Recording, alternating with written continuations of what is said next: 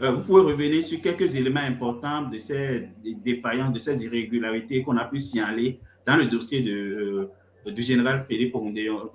Monsieur Bassel Zoumané. Merci. Mon confrère Joseph Perzo abordé au début quelques aspects quelques irrégularités de ce dossier. Et parmi les irrégularités, c'est le fait que son espace, je commence par là, le fait que son espace privé a été violé sans aucune forme de procédure, perquisition sans mandat, arrestation sans mandat. Et puis après, il a été conduit à la brigade criminelle, gardé à vue. Et on a soulevé tout à l'heure le fait que le mandat de dépôt lui-même a été délivré, a été antérieur même à son audition. Et après, vous avez suivi le procès en première instance, et où au finish, le juge s'est déclaré incompétent. Vous arrêtez quelqu'un, vous le gardez à vue vous le gardez en prison pendant des mois. Et au finish, au bout d'un procès pour lequel vous n'avez jamais réussi à prouver sa culpabilité, vous finissez par dire vous êtes incompétent. Et quand vous dites vous êtes incompétent, vous le condamnez quand même à 2 ans de prison, à payer des amendes. Et tout ça, comme je le dis, ça fait partie des subterfuges que la Cour utilise aujourd'hui, non seulement pour perdre le temps, pour que vous soyez maintenu dans les liens de la détention, mais pour enfumer l'opinion, pour donner l'impression qu'il y a quelque chose de sérieux alors qu'il n'y a rien. Donc, voilà autant d'irrégularités que moi je note. Mon confrère, ami Joseph Perzo Anango peut encore ajouter d'autres irrégularités, mais du début jusqu'à la fin, de l'arrestation de Louis-Philippe Montréon jusqu'à ce jour, ce dossier est truffé d'irrégularités, comme la plupart des dossiers politiques aujourd'hui qu'on a dans le pays. Alors, d'accord. Est-ce que vous m'entendez? Je peux compléter quelque chose? Oui, on va permettre à M. Anago d'abord. Oui, M. Anago, allez-y. Ok, 2 éléments à la suite de mon confrère. En ce qui concerne les actes d'enquête de la brigade criminelle même. Revenons à ces opérations qui ont été menées les 13 et 14 novembre 2024 et qui sont sous toute leur couture irrégulières à plusieurs égards. Il y a d'abord l'absence de flagrant délit réel. Aucun élément matériel ne justifiait la perquisition. Absolument pas. En 2, absence d'autorisation judiciaire. Les agents n'agissaient pas sur la commission rogatoire. C'est-à-dire, ils ont surgi de nulle part, sans éléments pour pouvoir opérer. En 3, il y a la violation du principe de la loyauté de la preuve. La fouille et la saisie ont été opérées dans le seul but de fabriquer une justification a posteriori à une tentative d'homicide. Bon, bref, et la jurisprudence, en ce cas, je ne vais pas en citer, il en existe. Et j'ai tout à l'heure fait mention de la falsification du mandat de dépôt parce que le mandat de dépôt, comme l'a dit mon confrère tout à l'heure, c'est comme une mèche de cheveux sur une soupe. Et il y a aussi, même dans sa présentation, vous voyez, on va faire une perquisition sans règles et tout, on débat chez quelqu'un, et puis il se trouve que l'un de ses cousins qui lui avait rendu fortuitement visite était sur les lieux, on l'embarque. C'est-à-dire, le seul crime que ce monsieur a trouvé au mauvais endroit et au mauvais moment. Et puis, aller jusque-là aussi en détention. Donc, autant de choses qu'on peut relever et qui procèdent de régularité flagrante. Donc, je voudrais m'en arrêter là, c'était juste quelques éléments que j'avais à compléter à ce que mon confrère a tout à l'heure eu à dire. Ok, Achille, tu peux y aller. Ouais. Ton micro est fermé. Ok. Merci beaucoup, M. Anago. Merci, M. Zoumenou. À vous entendre, et ça, c'est mon avis personnel, ce dossier ne peut être analysé uniquement comme un fait politique. C'est avant tout un dossier juridique qui relève une rupture grave des principes fondamentaux même de la Constitution de 1990 que ce monsieur-là défendait. Et là, lorsqu'on parle de rupture constitutionnelle, je pense très sincèrement que c'est toute la République qui est concernée. Et c'est la raison pour laquelle je suis tellement heureux de vous avoir, vous, hommes de la presse ici. Et je vais vous poser une question qui aura 3. Dites-nous, pensez-vous que la presse aujourd'hui, la presse béninoise, joue suffisamment de contre-pouvoir dans ce type d'affaires?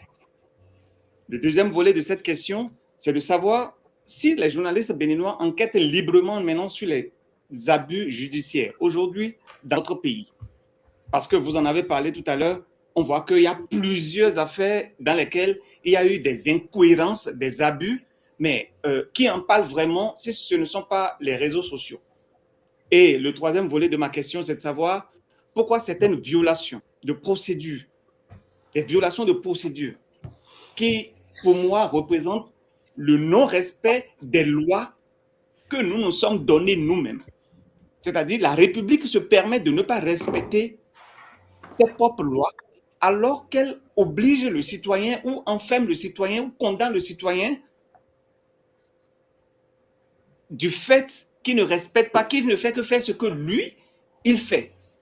Alors dites-nous, pourquoi ces genres d'affaires, ces genres d'irrégularités, ces violations de procédures ne sont jamais débattues dans les médias au Bénin? Je laisse la Monsieur parole Soumanou, vous pouvez y aller. à mon aîné Joseph Enzo Anago. Ou bien je le demande s'il va. Bon, ok, je laisse mon et puis je vais l'accompagner après. Merci beaucoup, cher ami, confrère Achille Free. Alors, ta première Allez, question Marcel. est... Oui. Merci beaucoup, cher confrère Achille Free. Ta première question, c'est de savoir, mais pourquoi la presse ne joue pas son rôle de contre-pouvoir? Bon, la presse ne peut pas jouer son rôle de contre-pouvoir parce que la presse a été bâillonnée, a été affaiblie et je dirais a été même ligotée. Les premières actions du régime de la rupture, si vous observez très bien, c'était de fragiliser la presse. Et la première action, c'est, je l'ai dit tout à l'heure, c'est le code du numérique qui est venu en 2017 déjà, ça veut dire 1 an après la prise du pouvoir du président Patrice Talon, pour un peu, comme on nous l'avait dit, réglementer un peu le secteur des réseaux sociaux, le cyber, de la cybercriminalité. Mais curieusement, plusieurs dispositions de ce code ont été appliquées tout le temps aux journalistes. Et je vous rappelle très bien le procès de Yan Sossou qui a été le premier procès fait à un journaliste sur la base du code du numérique. Et à l'époque, presque tout le monde était étonné qu'une telle disposition puisse être appliquée à un journaliste. Et je rappelle très bien que même dans le code du numérique, il y a une disposition qui dit clairement que même si un journaliste, quelqu'un qui a le titre de journaliste, qui est reconnu comme tel, pose des actes qui sont constitués de délits contenus dans le code du numérique, qu'il fallait le renvoyer au code de l'information et de la communication et lui appliquer la procédure normale de poursuite d'un journaliste, qui est la citation directe. Ça, c'est connu et c'est dans les tests. Mais depuis 2016, le régime n'a jamais respecté ça. Et donc, à partir de ce moment, tous les journalistes se sont vus une épée de Damoclès sur la tête. Ça veut dire qu'à tout moment, tu peux écrire quelque chose. Ça se retrouve sur les réseaux sociaux. Et puis, on peut venir te chercher. Et vous avez vu très bien que ce soit dans le cas de Yan Sossou, que ce soit dans le cas de Kazmik Pedjo qui avait été poursuivi à l'époque et de bien d'autres confrères. Je peux rappeler le cas ici de Aristide Fassinou. On est allé les chercher dans leur maison. il y a même un cas où lui, on l'a pris karma à côté de sa femme. Donc, on est allé les chercher dans leur maison. Donc, et il n'y a eu aucun respect pour les journalistes, pour le titre de journaliste et pour la loi que la République elle-même s'est donnée, qui est que les journalistes doivent être poursuivis selon le code de l'information et de la communication. Donc, à partir du moment où cette couverture juridique, cette protection juridique qui était la citation directe est tombée, les journalistes sont devenus comme les petits voyous, n'importe qui pouvait les arrêter. Et je suis presque sûr, et je l'ai dit dans une émission antérieure, que si le cas de Yan Sossou n'avait pas suscité un tollé à l'international, je suis sûr qu'aujourd'hui, on aurait peut-être plus de 500 journalistes en prison. Parce que tel que ça avait commencé, les hommes forts du moment n'avaient pas idée que un petit journaliste, l'arrestation d'un petit journaliste pouvait susciter un tollé au niveau des médias internationaux. Et donc, le cas Yan Sossou les a un peu perturbés et les a amenés à reculer. Sinon, le projet qui a été conçu, c'était de ramasser autant de journalistes qui osent critiquer la et de les jeter en prison. Ça, c'est le premier élément sur lequel je voulais attabler. Le deuxième élément, ça a été fait de façon concomitante à ce glissement juridique dont je parle. C'est le fait qu'on a fait en sorte que les médias au Bénin soient totalement sevrés de manne financière. Sous les anciens régimes, que ce soit Kérékou et Boniaï, les médias avaient plus de possibilités de négocier de petits contrats avec les sociétés, les ministères et de gagner un peu d'argent. Quand le régime est venu, il a sevré totalement tout ça. Il a dit, bon, nous, on ne veut pas faire ça, on ne veut pas faire des contrats d'urgence, ce n'est pas bon pour la liberté de presse, tout ça. Mais en réalité, quand on dit que ce n'est pas bon pour la liberté de presse, l'objectif qu'on veut atteindre, c'est de les affamer pour les rendre plus dociles. Et dans le même temps, on a supprimé l'aide de l'État à la presse écrite qui est régie par la loi. Et cette loi-là est appliquée de façon inégale parce que c'est la même loi prise au temps du président Kérékou qui accorde l'aide aux médias. C'est la même loi qui accorde l'aide aux syndicats. Mais les syndicats continuent toujours de percevoir l'aide, mais pour les médias, ça a été supprimé. Dans un premier temps, pour bluffer les journalistes, on a dit oui, c'était trop petit, qu'on voulait bien augmenter le nombre, créer un fonds d'aide aux médias. Sauf que le fonds d'aide aux médias n'a jamais été opérationnel depuis 2016 jusqu'à ce jour.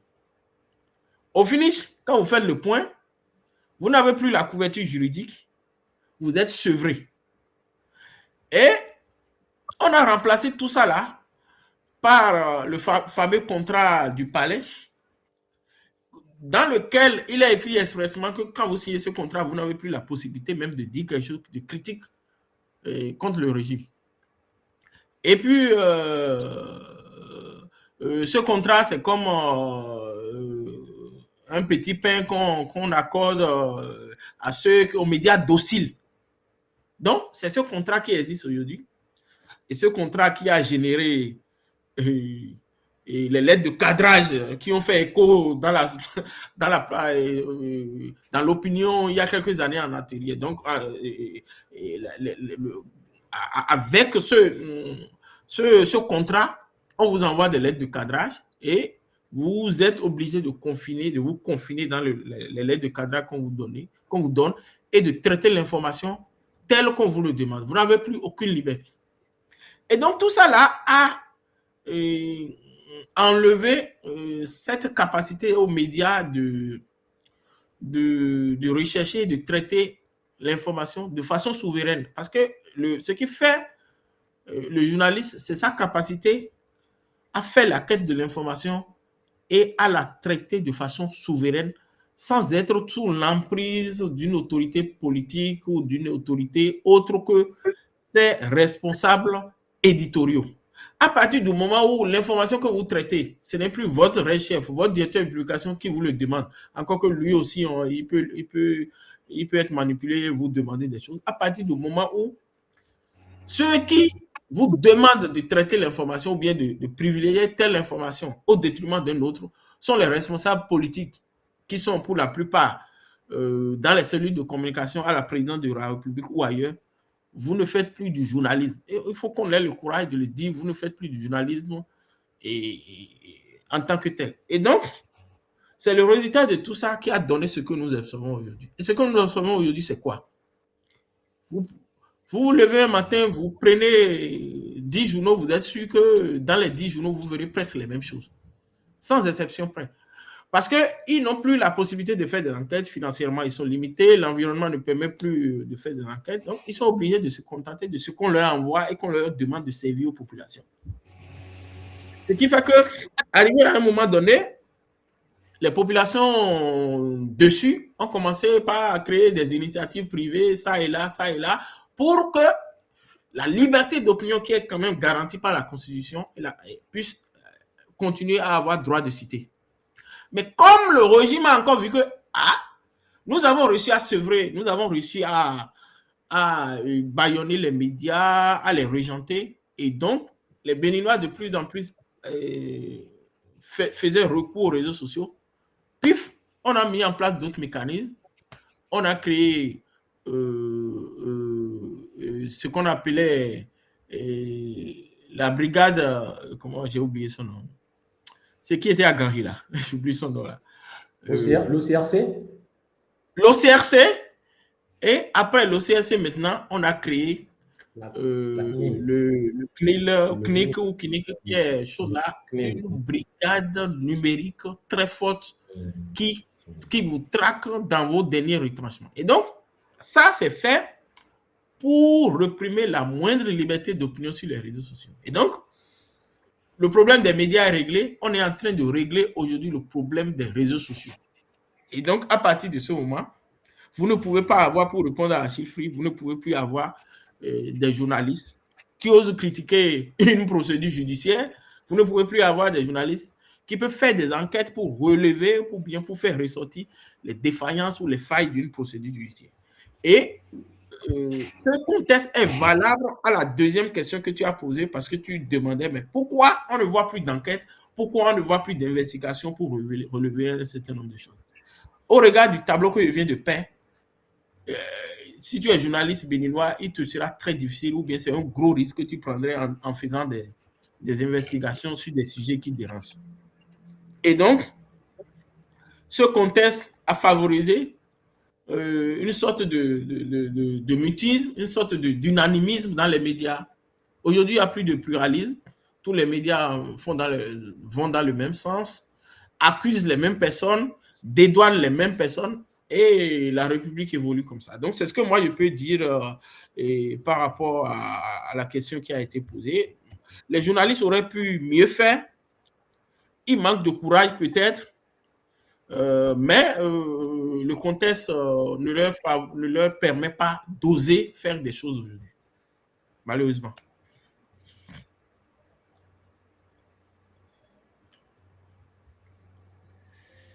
Merci. Ok, M. Anago, si vous voulez compléter, oui. Oui, je vais juste compléter disant ceci. Lorsqu'on se retrouve brutalement, alors qu'on était peut-être 25e au plan mondial en matière d'observance de la liberté de la presse, et que brutalement on se retrouve presque dans les derniers rangs, il faut reconnaître qu'on est passé d'un état de liberté de presse dans un état de la criminalisation de la pensée critique, qui est celui d'aujourd'hui. C'est-à-dire nous sommes dans un état de la dans un espace ou dans un contexte de la criminalisation de la pensée critique. Et lorsqu'on est dans cet environnement-là, je vois mal un journaliste dans cet environnement pouvoir, n'est-ce pas, donner libre cours à son talent. Ça n'existe pas, puisque c'est de la dictature. Bon, pour faire un peu plus simple, sans dorer les choses, c'est-à-dire, lorsqu'on parle de criminalisation de la pensée critique et autres, bon, c'est le joli mot, mais si on veut le dire de façon terre à terre, il faut parler de dictature. On est dans une dictature de fait. Il n'y a rien à dire là-dessus. Et là, lorsque vous êtes journaliste, vous êtes dans cet environnement, vous ne pourrez pas vous permettre, n'est-ce pas, d'évoluer comme dans un état de droit où vos droits sont observés. La preuve, vous aviez suivi il y a quelques semaines la haute autorité de la communication qui devrait, n'est-ce pas, protéger, accompagner les médias au Bénin, et a estimé que désormais, tous les médias sans exception, alors là, tous les médias sans exception devraient s'attendre à recevoir des injonctions, des documents à publier tels quels, c'est-à-dire tels quels. Au même moment, dans ce métier, on vous dit les faits sont sacrés et puis la critique est libre. Mais on vous dit, on vous envoie un document, on vous dit qu'on a découvert, qu'on a fabriqué une soucoupe volante ou bien le Bénin a procédé au lancement d'une fusée. Même si c'est faux, vous devriez désormais estampiller vrai. C'est-à-dire, vous mettez ça et vous n'avez pas à arranger, alors à dire quelque chose contre. Bon, alors, on dénature le métier. L'organe qui est chargé, curieusement, de l'accompagner, de le protéger, de protéger le média, c'est en fait cet organe aujourd'hui qui est dans ce sens-là. Alors, si on est dans un environnement, toutefois qu'il puisse y avoir, n'est-ce pas, de presse. Vous aviez suivi aussi, toujours dans ce même Bénin, il y a quelques mois, certains organes de presse ont été simplement interdits par parution. Et puis, lorsque était réhabilité, mais dans l'espace que j'ai décrit tantôt, on sait désormais ce qu'il doit faire. Mais si vous voulez ne plus exister, soyez critiqués et vous n'existerez plus. C'est en quelque sorte le message qui est suffisamment clair. Aujourd'hui, les Béninois s'abreuvent beaucoup plus sur les médias internationaux, France 24, RFI et autres. Et ce sont curieusement ces médias qui nous apportent les informations liées au Bénin. Et c'est-à-dire, il y a de véritables événements, certes, mais pour le journaliste, il n'en devrait pas beaucoup des événements. Lorsque, par exemple, il y a des attaques qui sont notées quelque part dans le pays par des hommes armés, quoi qu'on dise, bien que ce soit des faits regrettables, le journaliste devrait en parler, remonter la source et puis dire mais comment ça s'est passé, tout le reste. Vous n'avez pas à le faire. Vous pouvez relayer ce que RFI dira ou France 24 dira.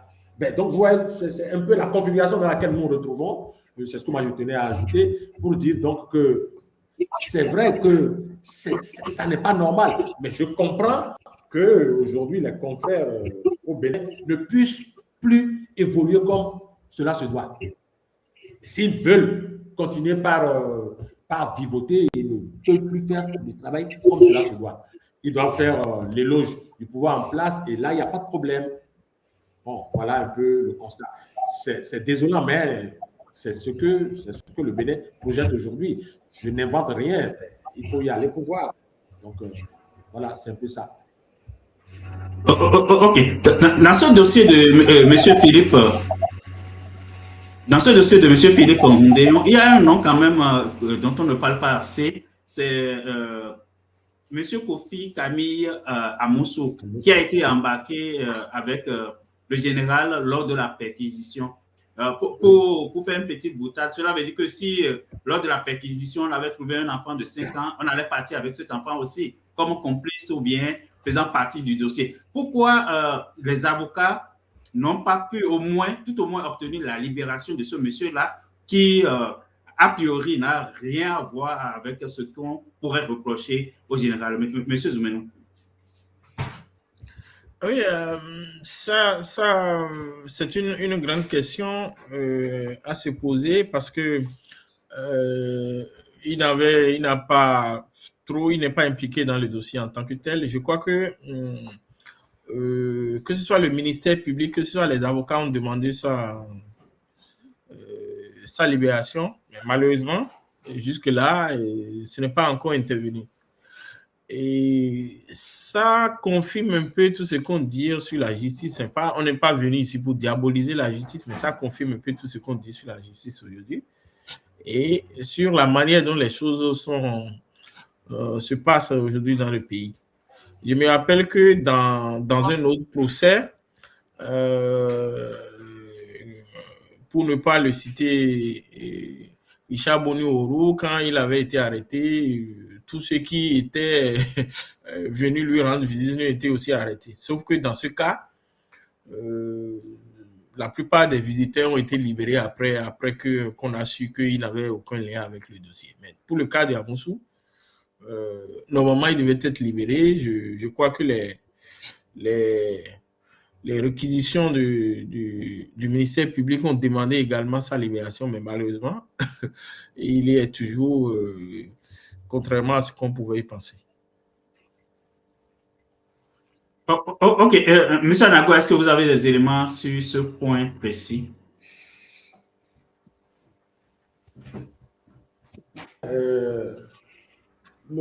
C'est un neveu ou un cousin au général qui, je l'ai tantôt dit ici tout à l'heure, au mauvais moment et au mauvais endroit. Parce que quel mal lui a pris ce soir-là d'être aux côtés de son oncle ou de son cousin. Et donc là, on l'a embarqué. Et c'est aussi vrai que il y a eu des cas similaires où même lorsque on a interpellé Candide Azanaï devant le siège de son parti, il y avait son garçon de course ou quelqu'un qui était juste à ses côtés. Ils n'ont pas fait dans de la dentelle. Ils l'ont embarqué lui aussi. Je ne peux vous dire à l'heure où nous parlons s'il est détenu ou pas, mais il a été embarqué. Puis 48 heures après, il était encore à la brigade économique et financière. Et donc, c'est dire que cela se fait de façon aveugle.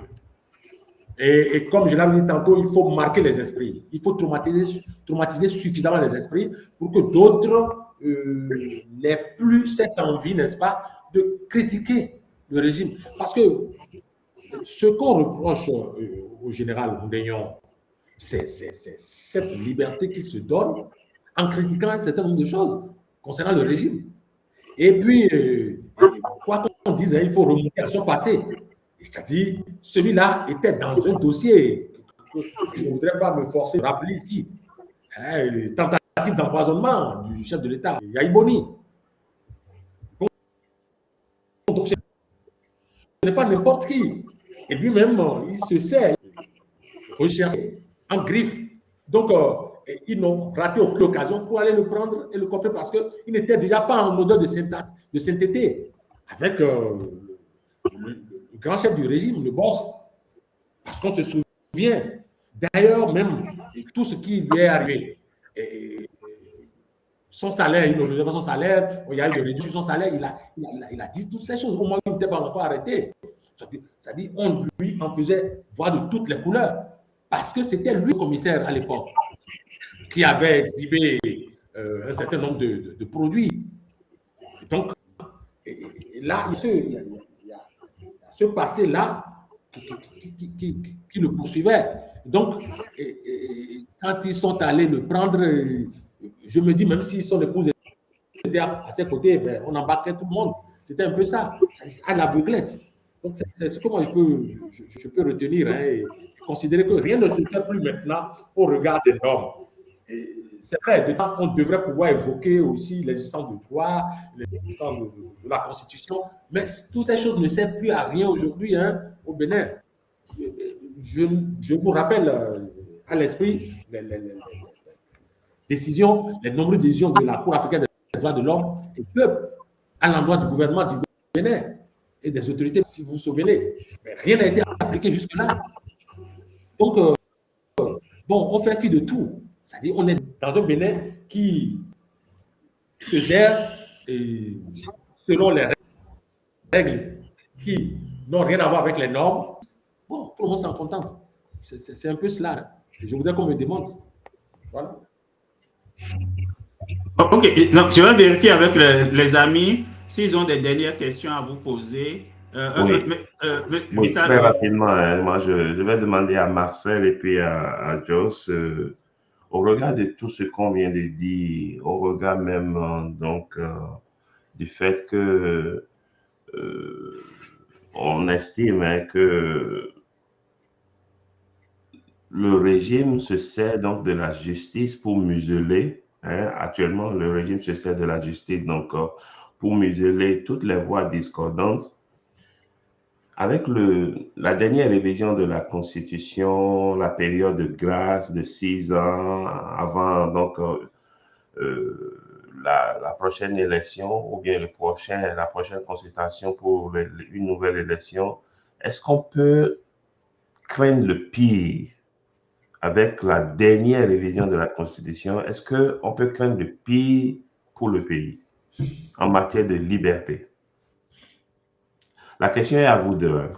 Donc, vous allez y répondre respectivement. Oui. Joseph? Okay. Je peux y aller? Oui. Mm-hmm.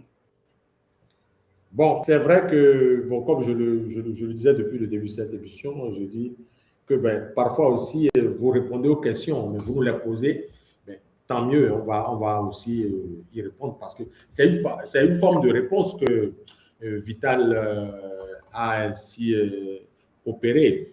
La question en elle-même est une réponse puisqu'il disait vers la fin de son interrogation que est-ce que maintenant on peut craindre? Cela va de soi, que c'est clair qu'on va craindre désormais. Il y a une trêve qu'on impose dans une république qui devrait être démocratique. Les partis politiques, tout le monde c'est meute, on appuie sur le bouton meute et puis tout le monde se tait. Vous voyez déjà ce qui nous attend. Si on se plaint déjà de la situation qui prévaut au pays depuis 2016, mais ce sera le pire désormais. Et puis, même qui que sera le président, le prochain président, puisque déjà le président prochain, sauf extraordinaire, est déjà connu. Et moi, je me dis, bon, on peut se faire l'économie d'une élection pour quand même aller le faire asseoir dans son fauteuil tranquillement. Et puis, bon, le reste des sous, on peut les utiliser maintenant pour quand même forer des puits et faire des actes à caractère social. Bon, ceci étant, il y a le Sénat. Dans la révision que vous aviez évoquée tout à l'heure, il y a le Sénat. Ce Sénat qui va s'installer, qui va contrôler même l'Assemblée nationale. Ce Sénat qui peut interpeller quelqu'un et le déchoir de ses droits civiques, par exemple. Un Sénat qui sera tout puissant et juger de qui doit parler, qui ne doit pas parler dans le pays, en d'autres termes. Et donc, lorsqu'on a quelque chose, on a une telle configuration, on ne peut pas dire que les lendemains seront meilleurs. Je ne suis pas un oiseau de mauvaise augure. Je ne le suis pas. Mais il faut quand même apprécier les choses. Nous allons de mal en pire. C'est-à-dire, si tout se maintient en l'état, si ces nouveaux tests se maintiennent en l'état, il n'y a pas de demain. Je me demande si le parti populaire du Bénin, ou bien le parti révolutionnaire du Bénin, le PRPB, d'entre-temps, peut rivaliser avec ce que on voit qui se profile à l'horizon. Je ne le crois pas. Je ne le crois pas parce qu'à leur époque, il y avait tout ce qu'on appelait la révolution populaire démocratique, où pour désigner même les maires, les gens montaient sur des tables devant les marchés, à Bégor, et quelque part vers Serrouet et autres, pour se faire désigner. Mais ici, ça n'est plus le cas. Désormais, ça ne sera plus le cas. Donc, ce sera pire que le PRPB. Je ne suis pas un oiseau de mauvaise augure, mais je ne dis que ce qui se profile à l'horizon. Bon, donc, moi, je voudrais retenir que, oui, Vital Panou, on tend vers le pire si les choses se maintenaient. Parce que je ne connais pas de régime, où pendant 6 ans, et vous croisez les bras, vous croisez les lèvres, et vous attendez qu'on vous donne l'ordre de parler politique. C'est unique à la limite. Bon, voilà un peu ce que moi je tenais à répondre à ça. Merci. Oui, merci. Ok, monsieur Zoumeno. Oui, merci. Bon, moi j'ai fait une sorte de caricature avec des confrères. J'ai dit, mais c'est le Bénin qui innove maintenant. Et si vous regardez, vous observez très bien en Afrique, c'est le Bénin qui innove en matière d'autoritarisme et de dictature. Et vous avez bien suivi quand, après les condamnations de Sébastien Adjavon et d'un certain nombre de personnalités politiques à 20 ans, vous observez très bien en Afrique comment des opposants ont été tous condamnés à 20 ans. On a vu à Vital Kamere, après il a été libéré dans plusieurs autres pays en Afrique. Vous allez voir que dans les mois, les années à venir, vous allez voir ces genres de dispositions dans des constitutions en Afrique aujourd'hui. Parce que comme dans la plupart des pays africains, les gens ont envie de bien instaurer, de bien asseoir les dictatures, ils s'inspirent des pays modèles qui font l'expérience et que ça marche. Vous n'êtes pas aussi surpris de voir qu'aujourd'hui, la dernière élection législative dont les résultats tardent à sortir, qu'on a des observateurs russes qui viennent désormais. Donc, les choses changent et bougent bien au Bénin.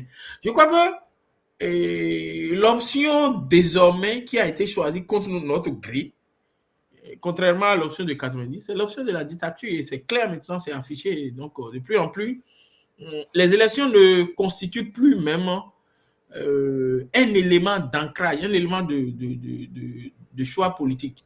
Tout est fait pour la dépréciation des élections. Ce qui s'est passé la dernière fois, je crois que vous avez eu les échos, je ne sais pas si Biafrica a déjà organisé des émissions sur ça, où pour la première fois depuis 1991, on a eu des retards de 8 heures. Et dans Cotonou, moi, ça me fait une vingtaine d'années de journalisme. Quand au temps du président Kérékou, on dit un bureau de vote a ouvert avec 30 minutes ou 1 heure de retard, c'était un événement. Et on va chercher ça comme faille de l'élection. Mais aujourd'hui, il y a eu 8 heures de retard à Cotonou. Et tout le monde dit, bon, ça va, bon, on a eu un petit problème et ça passe inaperçu. Donc, ce genre de système qui est en train de verrouiller tout va continuer à verrouiller les choses. Et c'est peut-être parce que l'homme a soif de liberté. L'homme ne peut pas vivre, l'homme n'est homme que quand il a la possibilité d'être libre. Même si vous avez des animaux de compagnie et vous les traitez, ils ne sont pas d'accord. Si c'est un chien, par exemple, il va au moins aboyer pour montrer qu'il a quelque chose sur lequel il n'est pas d'accord. Mais je n'arrive pas comment des gens conçoivent un système où on parle 13 millions de personnes dans un pays et on veut leur instaurer un système où, quand ils ne sont pas d'accord, ils ne diront rien. Je n'arrive pas comment les gens peuvent concevoir un tel système. Et donc, c'est peut-être ça qui amène les nombreuses tentatives de coup d'État. Je ne dis pas forcément que ceci explique cela, mais on doit également se poser la question, pourquoi en l'espace de 3 mois, on a eu 3 tentatives de coup d'État à Cotonou, sans qu'on ne nous explique réellement les motivations, les auteurs de tout ce qui s'est passé. Moi, je pense que plus le système est verrouillé, plus les gens vont chercher d'autres moyens par lesquels ils vont assumer les libertés. Aujourd'hui, la principale lutte que le régime fait, c'est de contrôler les réseaux sociaux. Parce qu'ils savent qu'ils ont déjà le contrôle parfait sur les médias et ils sont en train de travailler pour contrôler les réseaux sociaux, les médias sociaux en général. Mais malheureusement, il y a toujours des médias qui font exception. Biafrica fait l'exception. Le travail est formidable que Achille Free et d'autres personnes, vous allez voir, d'autres personnes également vont réagir. Je ne pense pas que cette option soit une option rentable dans la durée, comme je le disais tout à l'heure. Mais malheureusement, c'est ça que les gens sont en train de choisir de nous imposer. Et c'est cela, ça va être plus dur dans les jours à venir. La petite espoir, je ne sais pas si pardon, le petit espoir qu'on peut espérer, c'est peut-être que à l'avènement du prochain président, qu'on espère que les choses soient un peu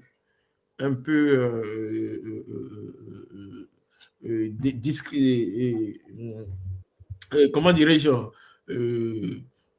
décrispé pour qu'on ait un peu une ambiance un peu favorable, un peu plus tendre dans le pays. Sinon, tel que ça évolue, tel que le pays est conduit, c'est vraiment inquiétant pour l'avenir. Et je pense que les gens vont chercher à durcir la situation jusqu'à la prochaine élection présidentielle. Ok, merci beaucoup. Avant de laisser la parole à Achille pour une dernière question, je voulais rappeler à tous ceux qui ont fait des demandes sur TikTok pour participer au débat qu'ils savent bien, quand j'ai des invités, je ne prends pas des gens comme ça, mais je vais donner la possibilité qu'on fasse un débat général sur tout ce que vous avez entendu. Les invités peuvent rester comme s'ils ont d'autres contraintes, ils peuvent se déconnecter, mais entre nous, tout ce qu'on a entendu, on peut faire le débat général après, tout juste à la fin. De ce direct avec les invités. Donc, c'est pour ça que je n'ai pas accepté vos demandes jusqu'à présent. Mais on aura un débat général dans quelques minutes où vous pouvez apprécier ce que vous avez entendu ou bien donner votre point de vue aussi sur ce dossier, le dossier du général Philippe Oumdéo. Ok, Achille, tu peux prendre la parole. J'avais fermé ton micro. Ok, je vais écouter. Ok. Ok, allez, vraiment, merci beaucoup, merci à nos invités. Déjà que nous sommes presque à la fin, moi, je vais poser une question rapidement, mais juste une parenthèse, parce que vous avez parlé de la criette tout à l'heure. Bon, c'est sûr que si on doit parler, on parlera jusqu'à demain, on ne finira pas. Voilà, par exemple, une institution qui laisse, comment on appelle, la raison pour laquelle elle a été même créée. Quand on parle du terrorisme, c'est plus au nord aujourd'hui. Et je ne sais pas pourquoi ces institutions se mettent à Cotonou et jugent des broutilles et brisent carrément tous ceux qui ont toutes les voies discordantes avec le pouvoir au lieu de s'attaquer réellement au terrorisme qui sévit au nord. On n'a pas le temps d'en parler. Peut-être qu'on aura d'autres occasions. Mais juste pour finir, parce que moi, dans ma position, j'ai une question qui me taraude l'esprit et je suis très heureux d'avoir des journalistes avec moi ici. Alors, je voudrais savoir, comment aujourd'hui, dans ce que nous vivons au Bénin, comment pouvons-nous défendre les droits humains sans tomber dans le piège de la radicalisation? Parce que tout de suite, quand nous parlons, quand tu dis telle chose n'est pas bien, c'est que on te cartographie, on te dit, voilà, ceux-là, c'est les opposants, c'est-à-dire, c'est comme si le Béninois ne peut plus réfléchir par lui-même, il ne peut plus avoir des opinions libres. Mieux, deuxième question, quelle stratégie citoyenne, chers journalistes, chers aînés, selon vous, quelle stratégie citoyenne peut encore fonctionner dans un contexte où la justice semble verrouillée? Et ma dernière question, c'est de savoir comment mobiliser sans exposer davantage les citoyens à la répression. Merci beaucoup. Ok, Monsieur Zoumoun, vous pouvez y aller et puis après, Monsieur Nago va compléter. Vraiment, les questions de mon ami, confrère Achille, oui, les questions des droits humains, moi, j'ai personnellement été un activiste à un moment donné des droits humains. J'ai fait quelques actions avec Amnesty International. Parce que les droits humains et la liberté de presse, la liberté d'opinion sont intimement liés. Et on ne peut pas penser qu'on peut défendre la liberté de presse sans défendre les droits humains. Et la liberté de presse fait partie même des droits politiques.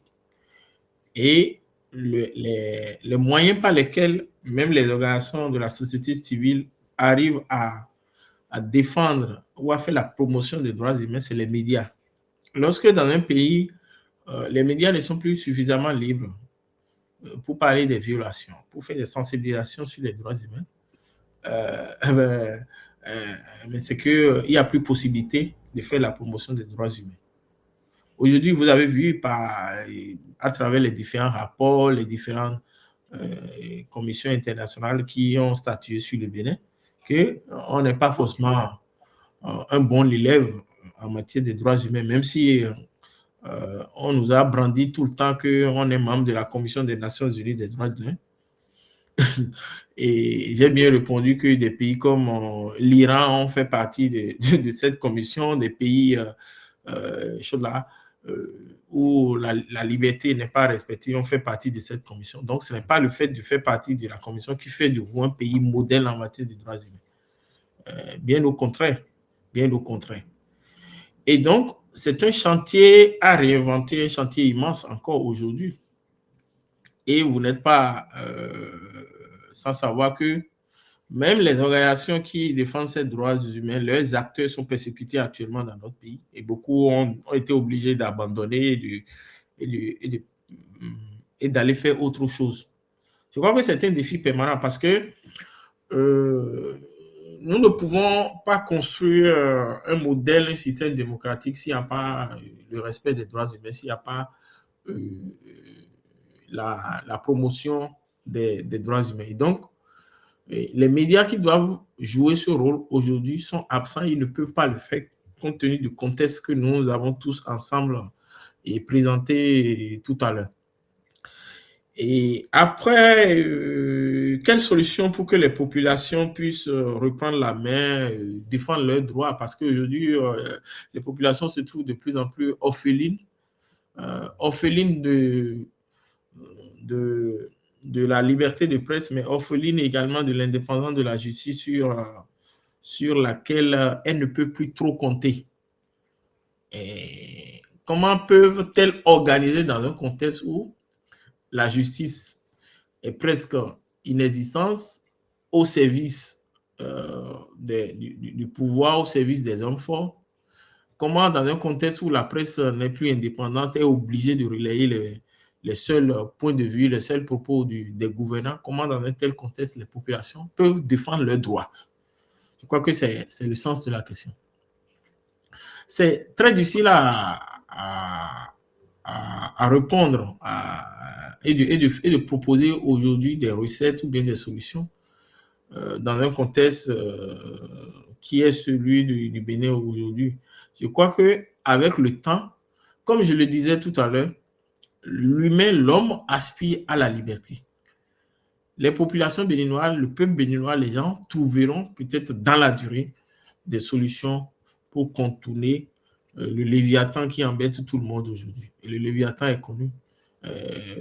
C'est le gouvernement, c'est le régime de Patrice Talon qui a décidé de faire une autre option que celle choisie en 1990 à la conférence nationale. Et les populations vont peut-être subir le coup pendant quelques années, mais avec le temps, elles finiront par trouver des solutions pour défendre leur liberté, leur dignité d'homme, parce qu'il n'y a pas, comme je le dis, de dignité sans liberté. Et donc, je n'ai pas de proposition, je n'ai vraiment pas de proposition. Je ne vais pas demander aux populations de se soulever pour contester, même si dans la Constitution, et heureusement, ils n'ont pas pu enlever cet article, je crois l'article 68 de la Constitution, je ne sais pas ce que c'est devenu aujourd'hui, qui dit qu'à partir du moment où le pouvoir politique devient déviant, c'est un droit pour chaque citoyen de se rebeller. Je ne veux pas demander ça, mais je laisse ça à la discrétion des populations elles-mêmes de trouver avec le temps les moyens pour défendre leur liberté par tous les moyens. Merci. Ok, Monsieur Anago, sur la question de Achille Fritz. Oui. Merci, vous m'entendez? C'est bon? Oui, c'est bon. Bon, mais je suis tenté de dire que tout se remettra en place, mais je vais quand même clarifier un peu cette position pour dire que ce qui m'attriste, moi, ce n'est pas sur le coup l'extinction progressive des droits humains au Bénin ou dans certains autres pays. Ce qui m'attriste, c'est cette capacité d'oubli, ou je ne sais comment, ces dirigeants d'un type nouveau, je n'arrive pas à comprendre cette dextérité qu'ils ont d'oublier facilement l'histoire des autres peuples qui ont réussi, n'est-ce pas, à renverser la vapeur.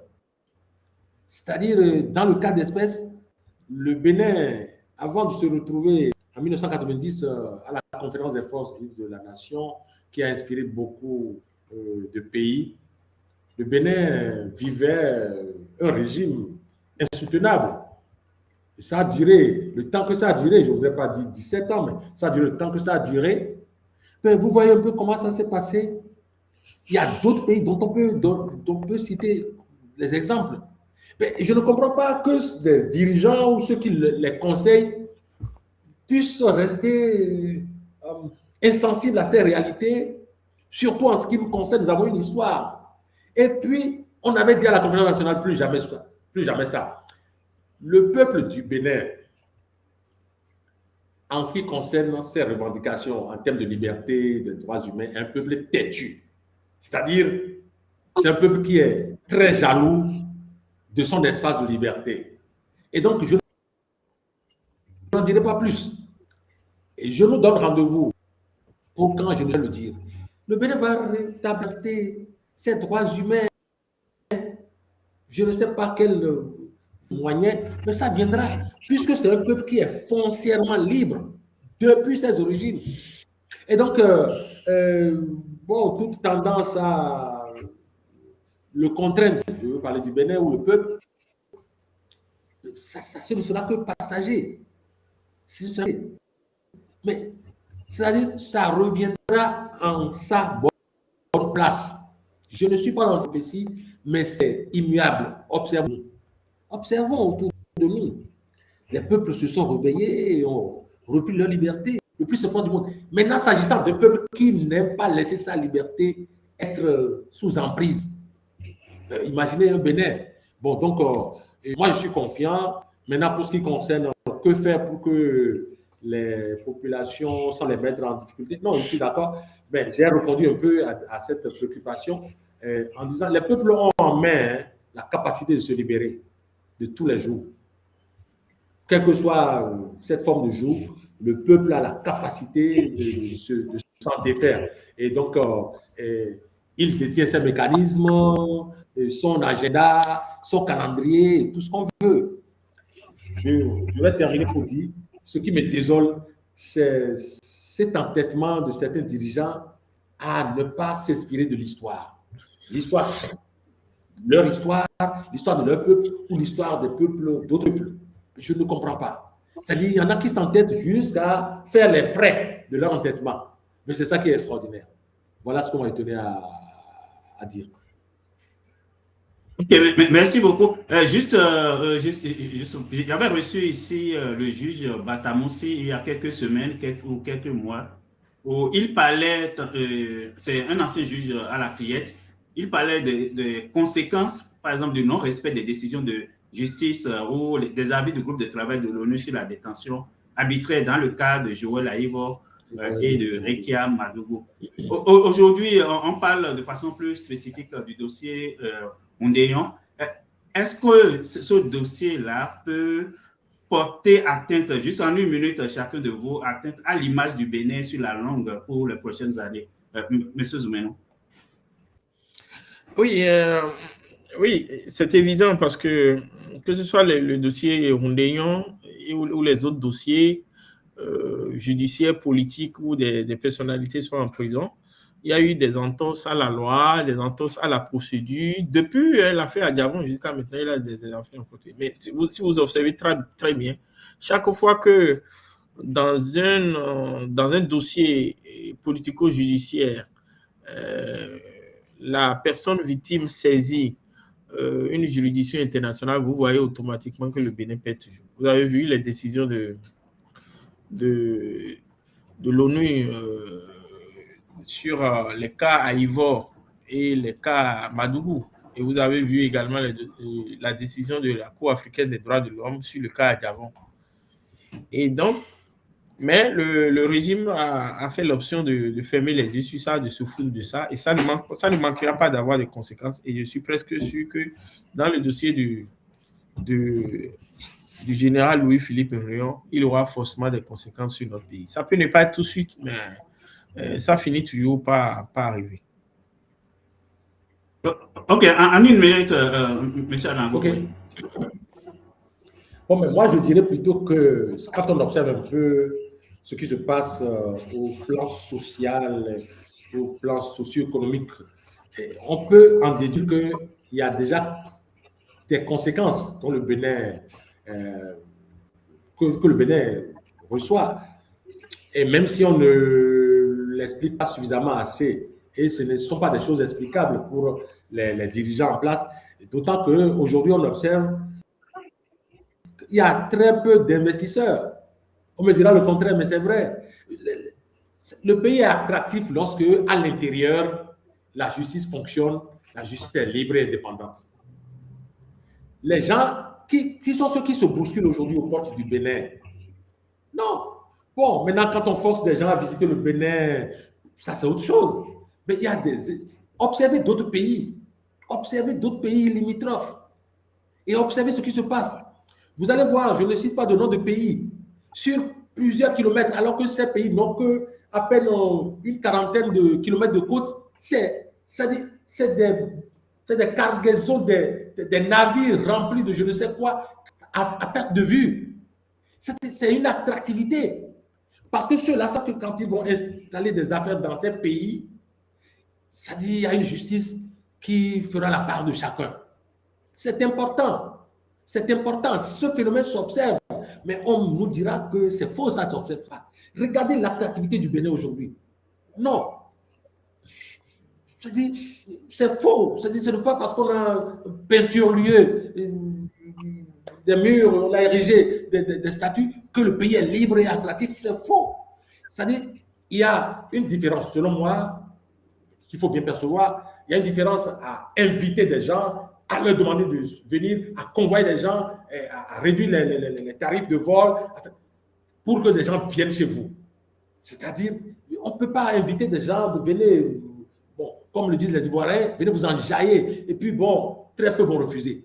Mais venez vous installer et fructifier vos affaires. Là se pose un autre problème. Et ça s'observe. Moi, de mon point de vue, j'observe, hein, il y a des pays qui sont à côté de nous qui sont très attractifs.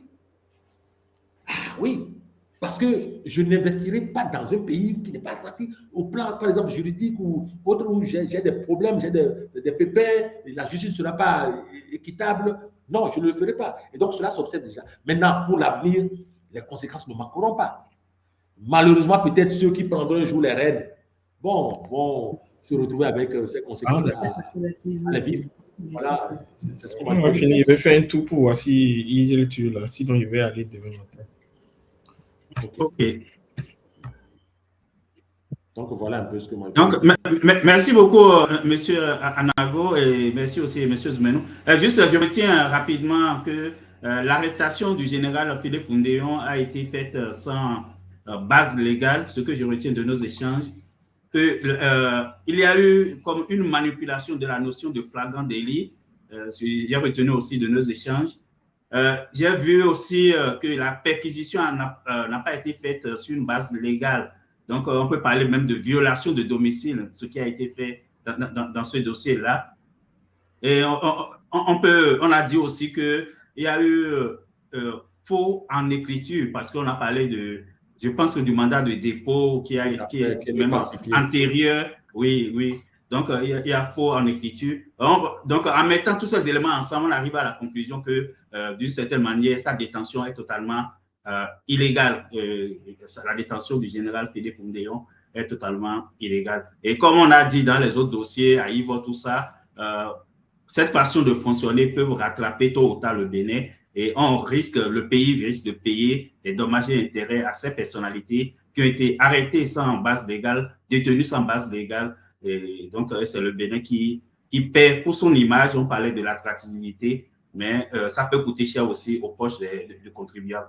Donc, merci beaucoup à vous deux. Donc, nous avons reçu pour vous M. Marcel Zoumeno, qui est directeur de publication du quotidien Le Patriote, et M. Joseph Pezo Anago, qui est de la Dépêche Actu Info. Donc, cette émission a été co-animée avec mon ami Vital Pano de Zapping 229 et Achille Free de Achille Free TV. Si vous avez pris le direct en cours de route, vous pouvez retrouver ça sur ma chaîne YouTube, Biafrica Web TV. C'est disponible aussi sur ma page Facebook, Biafrica Web TV. Donc, merci beaucoup à vous deux. Merci à Vital. Et comme je l'ai dit tantôt,